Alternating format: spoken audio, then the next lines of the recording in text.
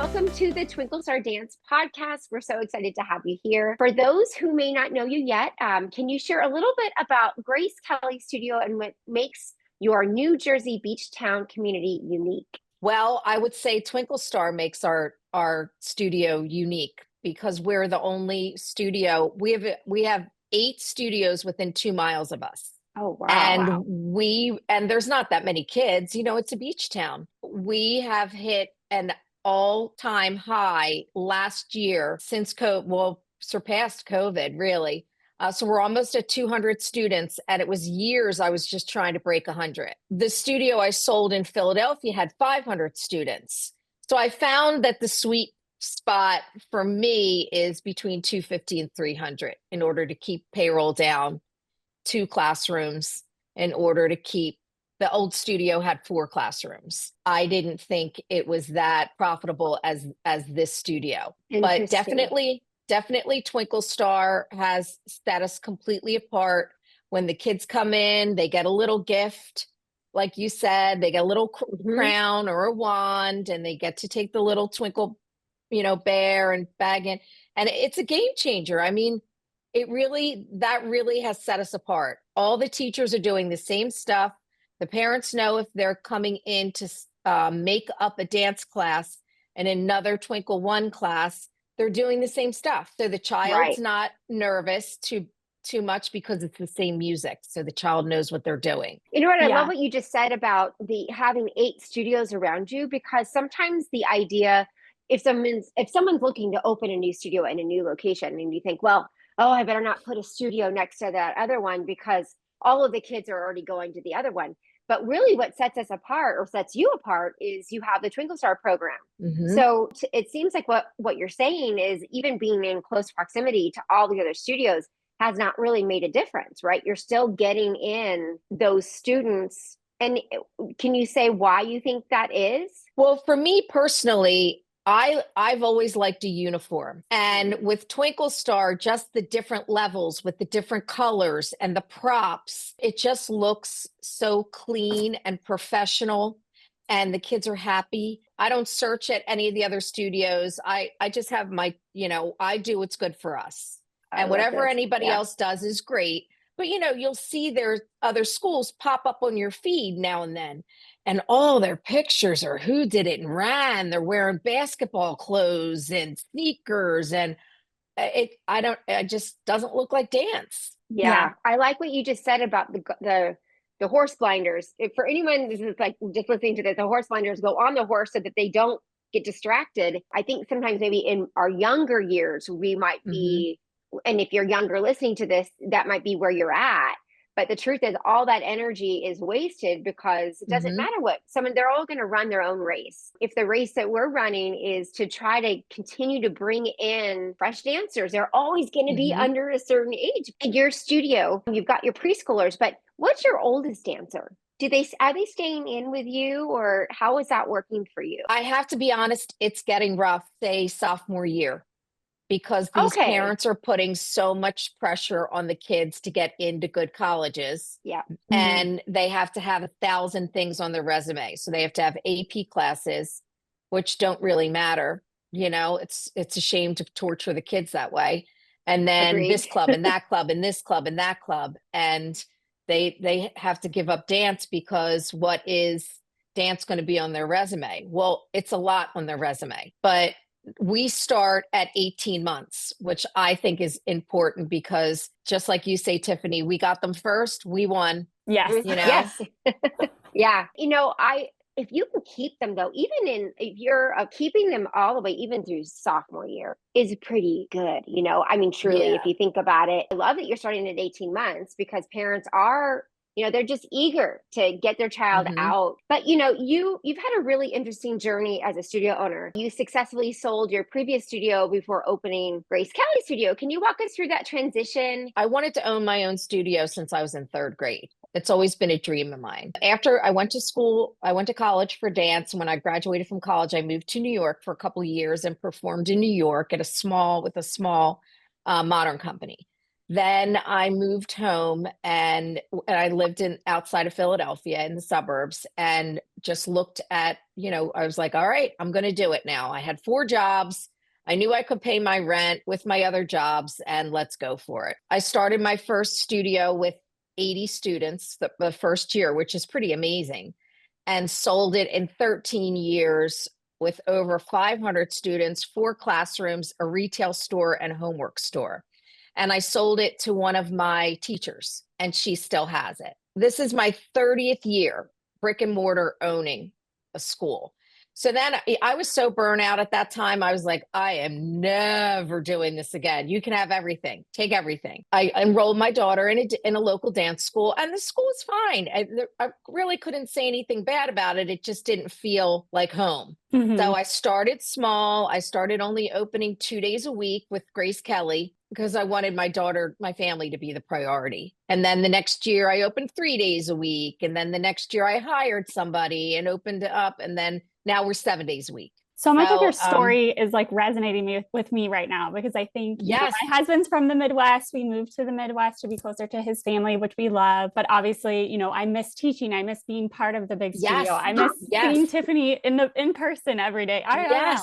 Same thing. I signed Sloan up for a dance class, just a Parks and Rec class with our neighbor down the street. And you're in there and you're like, why are you starting with that? Why are you using this prop? Right. You go to parent observation and you're like, they learned nothing in this class except how to crawl through a tunnel. What's happening? So I think, I really looked at Adam and I'm like, I think we have to do this Twinkle Star studio here. They need it. And even though there's so many studios, legacy studios in the Naperville area, all of my mom friends who have kids 18 months to 7 years old are coming to me and saying, what studio should I take my daughter to? And I'm like, well, mine. I can't recommend one. Now I can. I'm so happy for you, because it really, Amanda, it is what you make it. Like, I wanted to be volunteering at Grace's school. I didn't want to miss anything, but I knew that she was going to be, she loved dance. So it was nice to be able to have her at work through the journey.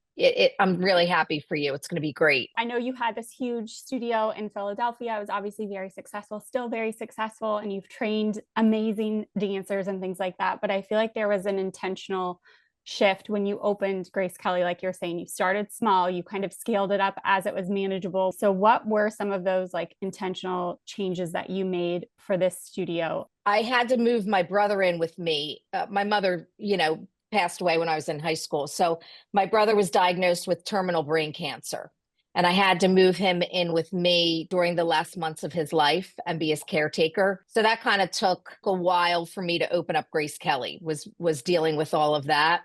So then when I was just like you, when I was going to other dance studios, I'm like, sorry, we can do it better. As Grace got older and you found more teachers that you could trust with your school when you weren't there, they started to come on board. And knock on wood, I've had maybe 10 teachers stay with me for over 10 years. So throughout both schools, like this school, I have 2 teachers that have been with me since year 3. I am very fortunate for the staff, but I feel like with our experience, what kind of teacher that you want, and how to treat your employees. Like, I don't have my employees sign a non-compete. If they want to work down the street, they can work down the street, because they're not going to be treated better than they are at my school. I give you the respect that you're not going to take the students to that school and that you were not using any of our syllabus. They sign all that, all the Twinkle Star non-compete. But I don't have anybody that teaches more than closer than 30 minutes. They're all driving in to teach? Yeah. Okay. Yep. There's no competition anyway, even if they wanted to, but I don't have any of that right now. I guess because I moved into a larger space with the 4 classrooms and the retail store that wasn't bringing in as much as it could have been bringing in, because I didn't have somebody on top of that. So I didn't have enough staff on top of the numbers that I had. So there was a lot of money being lost and a lot of money going into payroll that wasn't coming in as much. So I guess in my head space, I thought coming forward, let's get to 250, which I felt like was a sweet spot at the old school, because I could control everything at 250.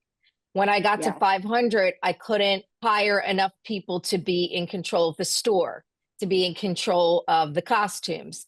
Where now I've trained people for that. I have somebody in control of the costumes. I have somebody in control of all the social media, the COO. She handles the social media. She handles the ticket sales.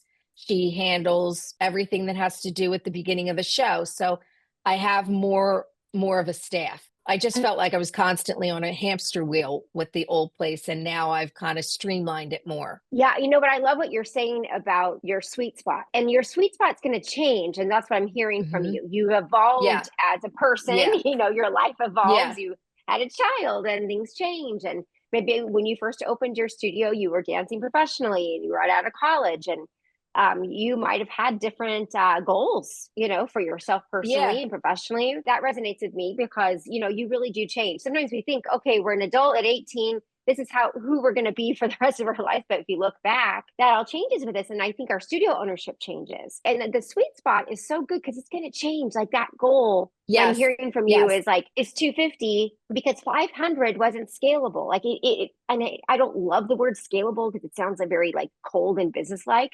But the scale of like, okay, when we got to 500, it was just so hard to manage. And so when you couldn't manage it, then things weren't great, right? And so maybe profitability actually goes down. Where if you're at the 200 or 250 where you'd like to be, you feel like you can control the quality of what's happening in your studio. That's really true. And for me, with having multiple locations, I feel like I can control the quality better at 4 locations versus 7. And what about the quality of my life and your life, right? Sure. Yeah. Yeah. If our quality of life isn't good, then nobody's having a good day. Right. If we're Exactly. Yeah.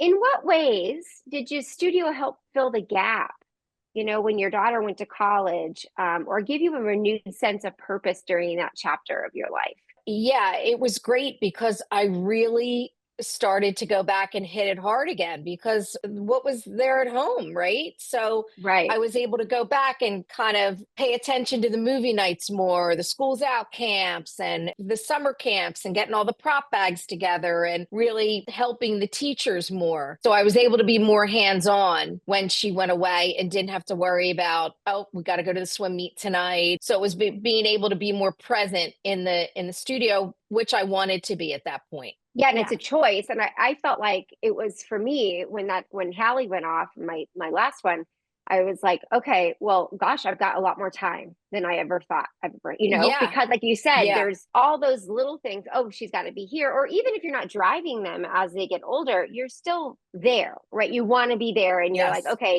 you're understanding what another person's schedule is. And then when you sit around, it was like 2:00 in the afternoon, I'd be like, what am I supposed to be doing right now? So you can fill that time. It seems like you had maybe a renewed even sense of like, oh, what do the teachers need from me? So probably that was a fresh infusion. Yeah, I was going to say it probably kind of helped. I know you were saying this year, you've passed that threshold of where you were at prior to COVID. I'm sure part of that is you did have that renewed sense of purpose and focus on the studio because you had time that you could apply in that way. What would you say has like changed for you either like professionally or personally? I mean, when you started out, was it like, I want to train professional dancers, and now it's more like I want to make good human beings, or I don't know. Can you chat a little bit about that? Yeah. When we first started, we didn't have children. We weren't married. It was, I'm going to be the best. My kids are going to be the best trained kids in the area. They're going to be professional dancers. They're going to get college scholarships. Well, within 12 years, I had 8 graduates get college scholarships and 7 went on to dancing professionally. So I was like, all right, this is working. But then, you're devoting 60, 70 hours a week to this. And you're not getting paid. You're giving them extra rehearsal time. You're choreographing their college dances for their auditions, not getting paid for that.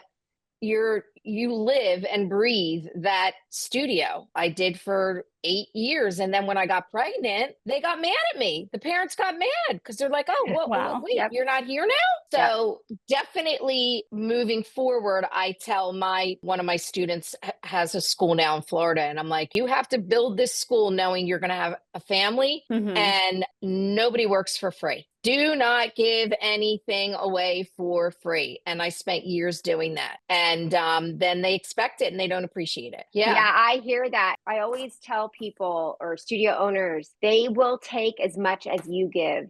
And there's probably a lot of them that really appreciate it. And they look back now and think of Miss Kelly. They really do. And when you said I got pregnant and the parents got mad, well, that resonates with me. Like I Sure. understand that. And you're thinking, wow, do you not see me as a human being that I'm helping and I'm going up and beyond? And you're just taking, but where is the give back on that? And I like what you're saying about you have to be paid. We're like, this is so amazing and great that I would do this for you. Of course I'll come in late. Of course I'll stay. Of course I'll do this. Of course I'll be with you at the dance competition till 1 a.m.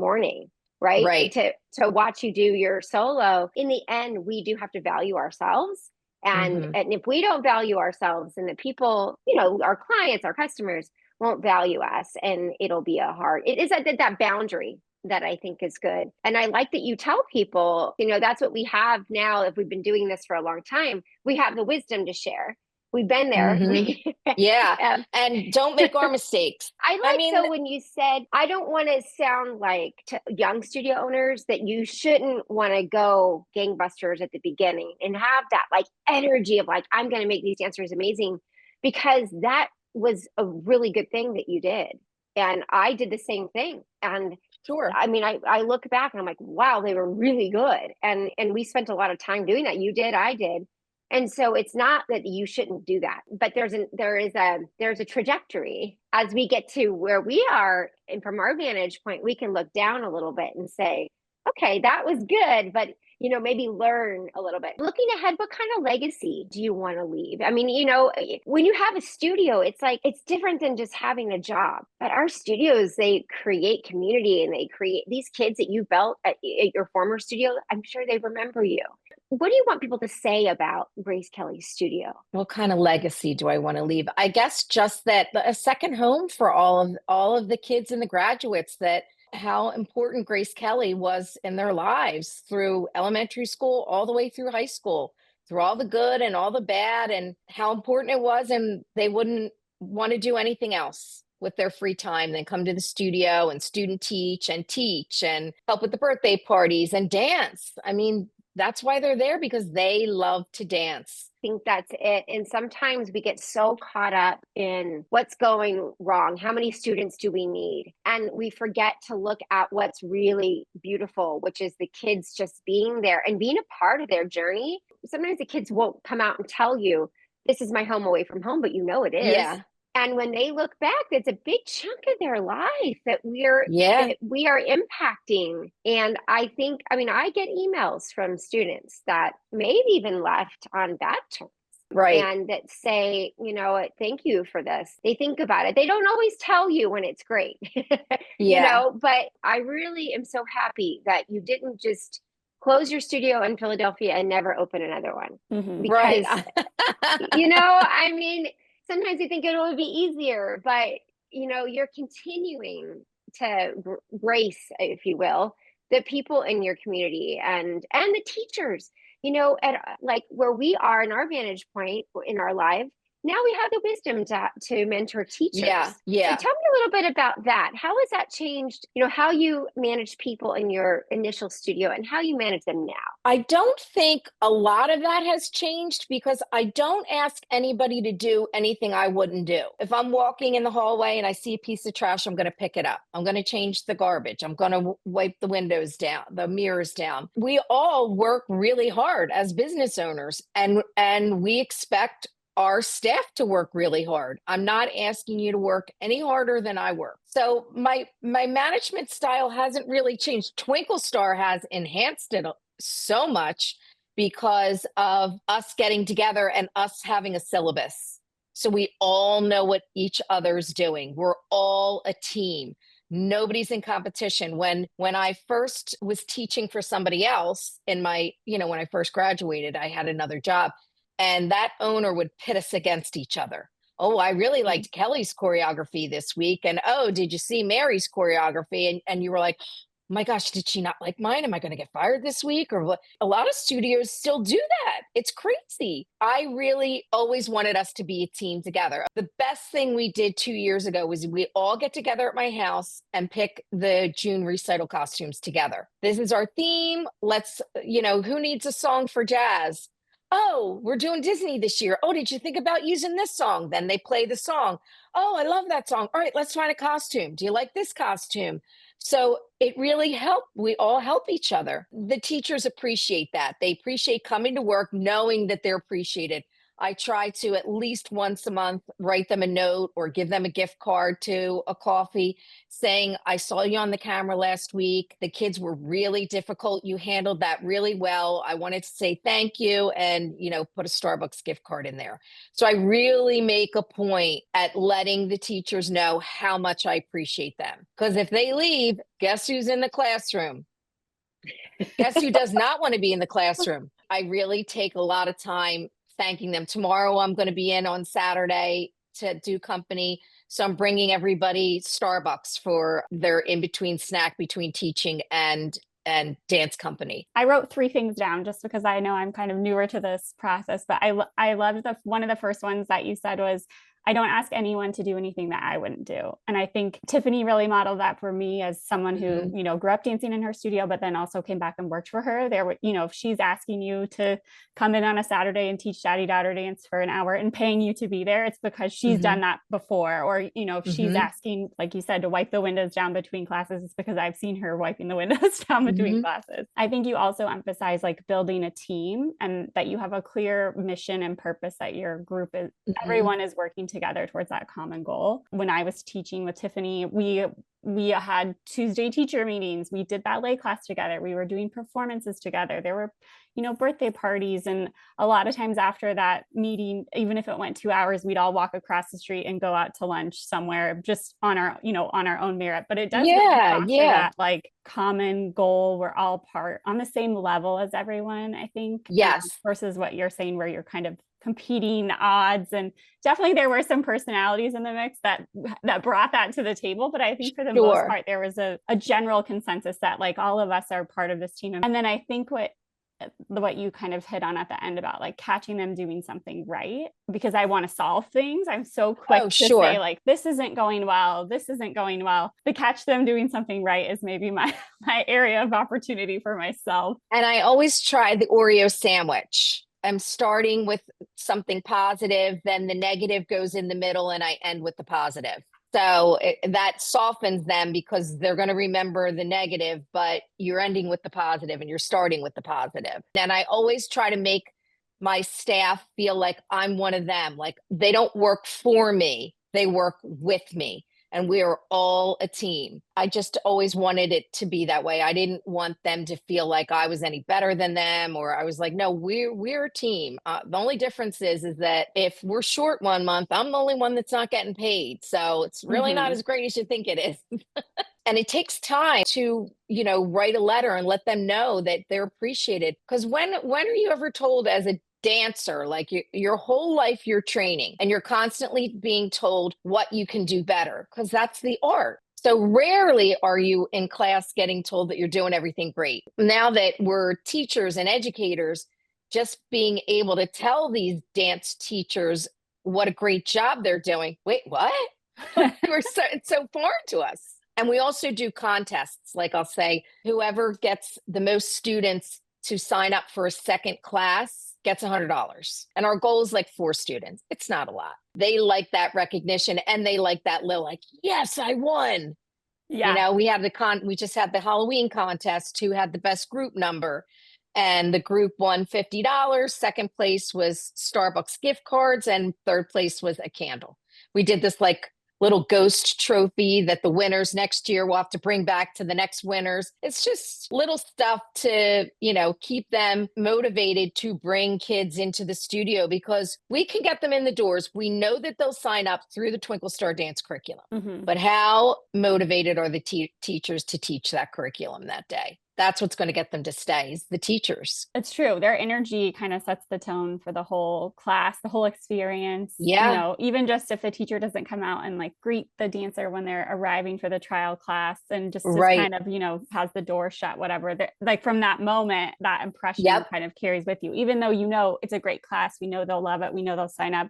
How it's delivered, I think, really impacts that. But I know you've been a Twinkle Star subscriber now for 8 years, which is really incredible that we've, you know, have this relationship with you over that span of time. Can you chat a little bit about how Twinkle Star Dance has positively impacted your business? How much time do we have? Yes. So when we went, my niece and I went to the first meeting at a costume gallery. That was the first time we went. Kelly Stento told me about your program. I used to work for Kelly when she first opened up her studio. So my niece and I went, and the Christmas show, I have been dragging my feet since day one. Like, I was like, I cannot handle another recital. I just can't do it. But remember that our school was so small at this point. We had 80 students at the Jersey school. And I was like, it really looks good. Maybe we should do it. And just like Tiffany said, imagine your June show bringing in that much money in December. And it was a game changer. So this is, I guess maybe it's probably our 8th year. If I was with you for 8 years, everybody has evolved into the next level of dance. The reindeers are now the snowflakes. The snowflakes are now, and they get so excited, and the parents are so excited, and it's 45 minutes in and out, and they absolutely love it. I don't know if I told you, Tiffany, but remember how you said about the red carpet at the dance recital? We had our own recital 2 years ago for Twinkle Babies. It was 30 minutes. They were the only kids in the recital, with the exception of 3 company dances. So we had a company dance, Twinkle Baby, Twinkle Baby, Twinkle Baby, company dance, Twinkle Baby, Twinkle Baby, company dance. And my niece said, oh, well, it's only a half hour. Should we only charge half price?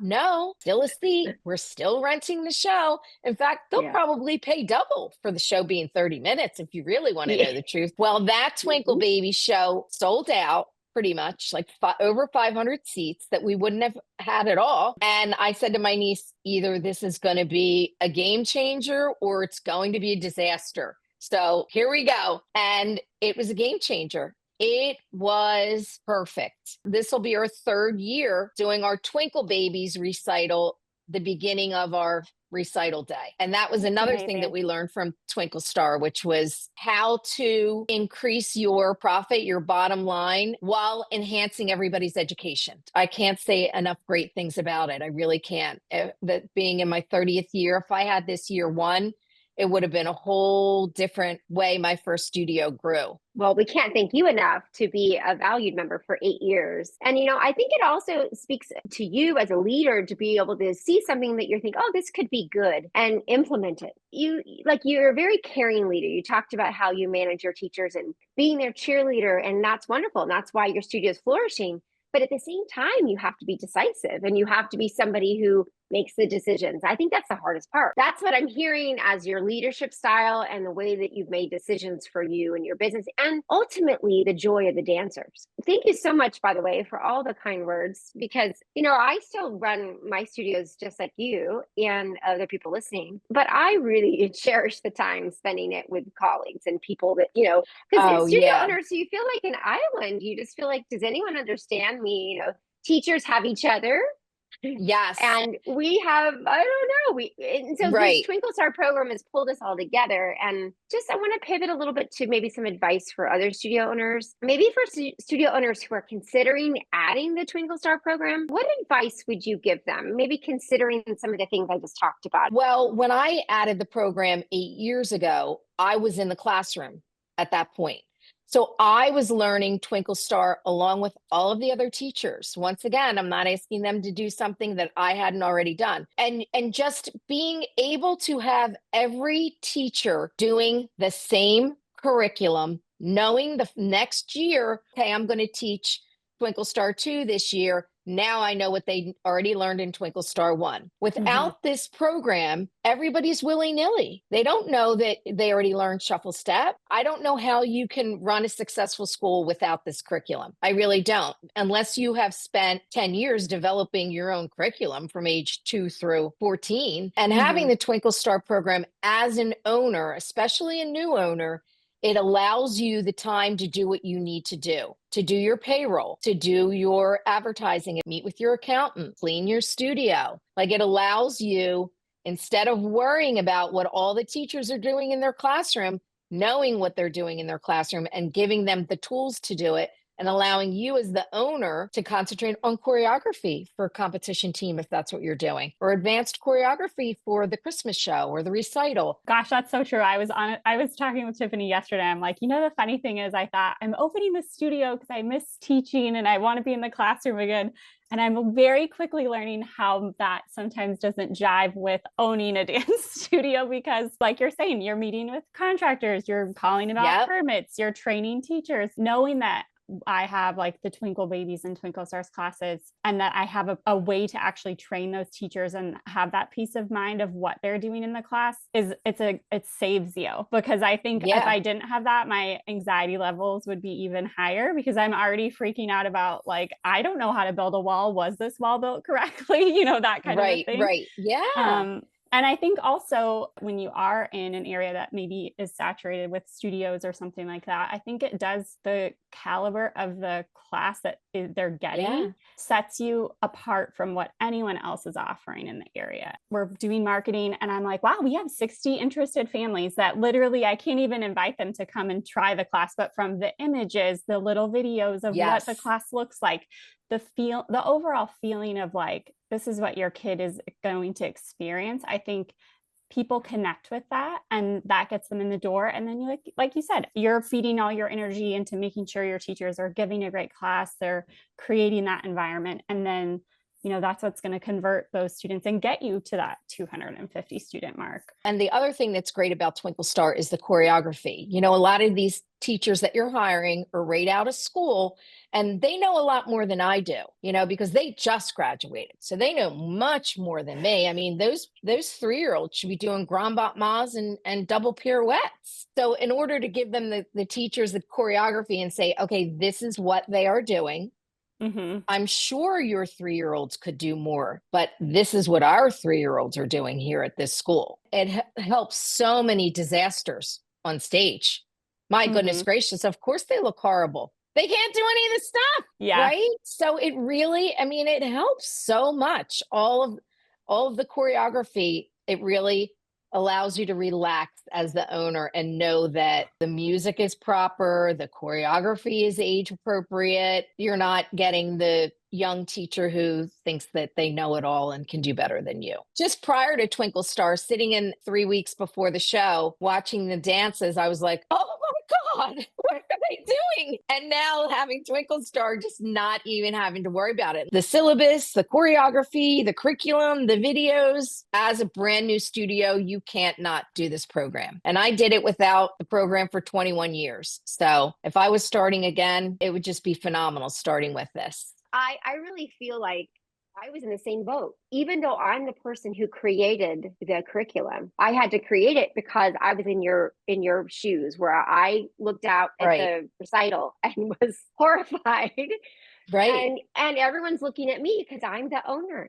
And I allowed these teachers to experiment on these kids. If you don't have experience doing recital choreography for 3-year-olds, you just simply don't know how to do it. I don't care if you danced in the New York City Ballet. You won't know how to make them look good. And I just remember you just start to sweat and you're like, oh my gosh, is it almost over? And then you realize it's a 3-minute dance.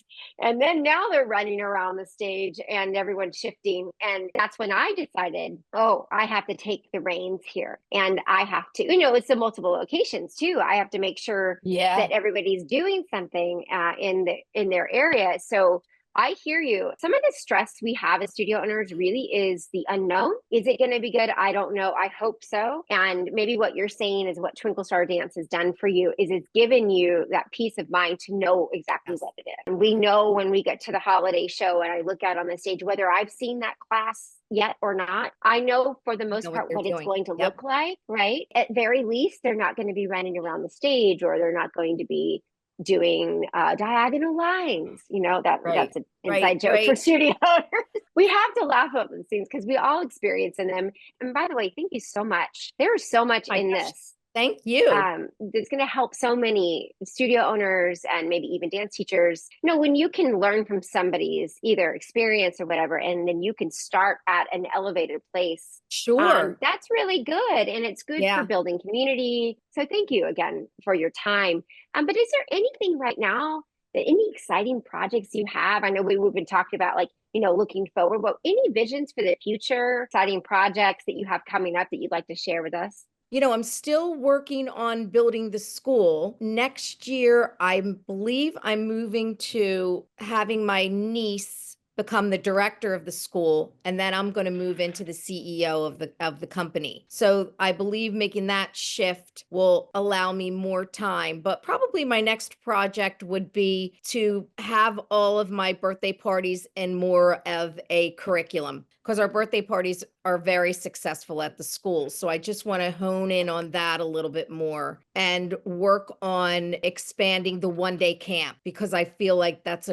something fun to do with the school that will bring in a little extra money to put towards taking the teachers to the Twinkle Star Dance next year. Really, I'm just really happy with how everything is going right now. Being able to not have to be in the classroom opens your creativity up a lot. I like that. And sometimes it's like something we want to do new, or maybe it's something we are doing, but we'll make it better. Like your birthday parties, and you shared that at our conference. It was awesome. And I also love what you just said. Here's some extra money so that I can continue to give back to my teachers, take them to the conference, which feeds their soul. It feeds their, education, continuing education. And I think that's a really important point, because sometimes studio owners think, it's too expensive to get them there. But then how do you keep them motivated all year round? It's a long year. So thank you so much, Kelly, today for sharing your invaluable wisdom with us. Before we wrap up, how can listeners connect with you or your Grace Kelly Studios? They can find me through the Grace Kelly email. If they have any questions or need to chat or questions about Twinkle Star, love to answer, love to chat with anybody. So don't make my mistakes. Oh, Kelly. Yes, but all those mistakes got you to this amazing place. The most important thing is you learn from them. Then you only make them once, right? Yeah. So you just have grit already. You have resilience. It's built in. Thank you so much, Kelly. Thank you, Amanda. This has been amazing. And thank you for your time so much. Thank you so much. Okay, we'll talk soon. Bye. Okay, bye-bye.